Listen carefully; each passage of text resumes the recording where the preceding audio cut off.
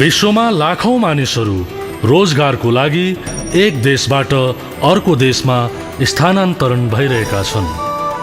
आप्रवासी कामदारहरूको कामको प्रकृति हेर्ने हो भने कम सिप आवश्यक पर्ने निर्माण क्षेत्रदेखि सिपमूलक कम्प्युटरसँग सम्बन्धित क्षेत्रहरू रहेका छन्। कामको लागि स्थानान्तरणको कुरा गर्ने हो भने दक्षिण एसिया यस्तो गतिशील क्षेत्र हो जहाँबाट करिब 3 करोड मानिस कामको लागि एक क्षेत्रबाट अर्को क्षेत्रमा आवत जावत गरिरहेको पाइन्छ। दक्षिण एसियाका देशहरू जस्तै नेपाल, भारत र पाकिस्तानका कामदारहरूको मुख्य गन्तव्य खाडी मुलुकहरू नै रहेका छन्। यी देशहरूमा निजी क्षेत्रका करिब 90% रोजगारीको आपूर्तिको लागि विदेशी कामदारमा निर्भर हुनुपर्दछ। दक्षिण एसियाबाट श्रमिकहरूको आपूर्ति नभएमा निर्माण क्षेत्र, होटल, रेस्टुरेन्ट लगायत ट्याक्सी सञ्चालनमा समेत समस्या हुन सक्दछ। मूलतः निजी घरको सरसफाई, बालबच्चाको हेरचाह तथा कार्यालय र पसलहरूको सुरक्षा दक्षिण एसियाका आप्रवासी कामदारहरूले गर्दछन्। आप्रवासनबाट हुने फाइदाहरू धेरै छन्। गन्तव्य देशहरूमा त्यस देशका वासीहरूले गर्न नरुचाउने र गर्न नसक्ने कामहरू आप्रवासी कामदारहरूले गर्ने गर्दछन्। हालको तथ्याङ्कले खाडी क्षेत्रमा वार्षिक 20 लाख भन्दा बढी दक्षिण एसियाली कामदारको माग भएको देखिन्छ। आप्रवासी कामदारहरू आफ्नो देशमा फर्केपछि उनीहरूले ल्याएको सिप र ज्ञानले आफ्नो देशलाई फाइदा पुर्याउने त छँदैछ, त्यो भन्दा पनि महत्त्वपूर्ण कुरा उनीहरूले भित्र्याएको रेमिट्यान्सले देश र उनीहरूको परिवारको लागि धेरै फाइदा पुगेको छ, जसमा बच्चाहरूको शिक्षा र स्वास्थ्यमा महत्त्वपूर्ण योगदान पुगेको छ।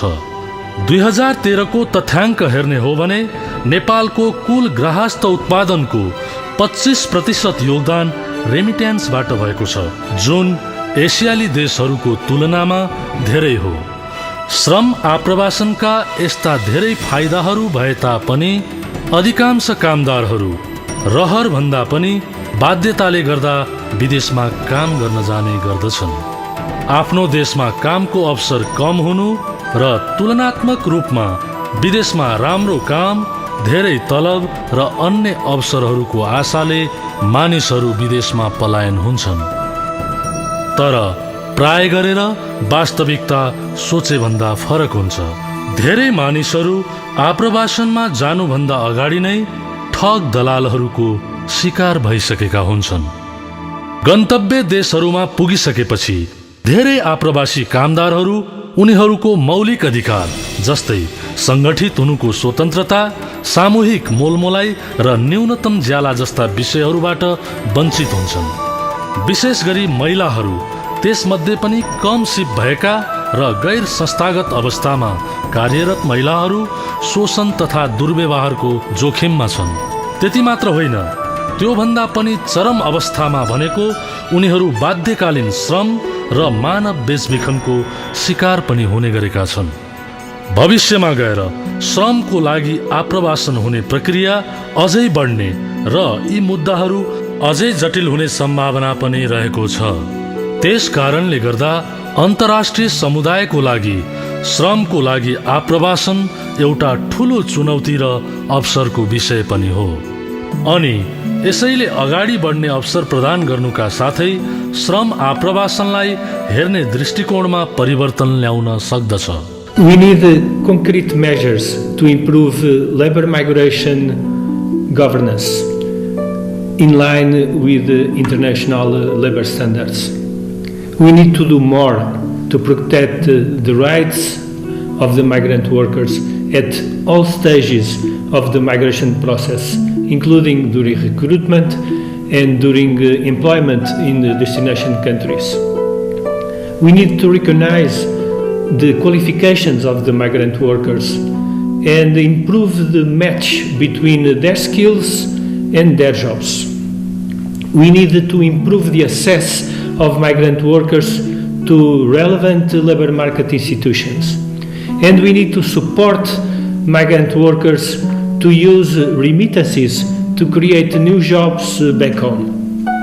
To achieve all this, we need to work closely with the labor ministries, employers and workers' organizations that are the key actors of the real economy. श्रमिकहरूका लागि आप्रवासनको क्रममा देखिएका चुनौतीहरूको सामना गर्न युरोपियन युनियनको सहायतामा अन्तर्राष्ट्रिय श्रम सङ्गठनले south Asia labour migration governance नामक परियोजना सञ्चालन गरिरहेको छ। This EU-funded project aims to promote well-managed labor migration from South Asia.